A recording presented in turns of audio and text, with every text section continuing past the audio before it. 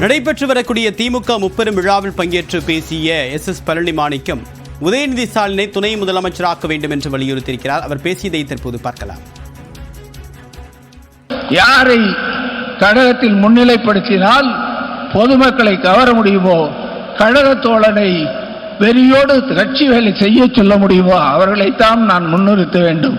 உங்களுக்கும் பேடையில் அமர்ந்திருக்கிற கழக தலைவர்களுக்கும் ஏன் இன்னும் தயக்கம்? உதயநிதியை துணை முதலமைச்சர் ஆக்க வேண்டாமா? பேராசிரியரை விட பெரிய மனிதர்கள் நாங்கள் யாரும் இங்கே இல்லை.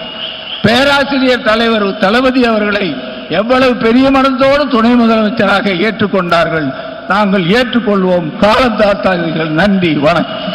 யாரை கழகத்தில் முன்னிலைப்படுத்தினால் பொதுமக்களை கவர முடியுமோ, கழக தோழனை வெறியோடு கட்சி வேலை செய்ய சொல்ல முடியுமோ அவர்களைத்தான் நான் முன்னிறுத்த வேண்டும்.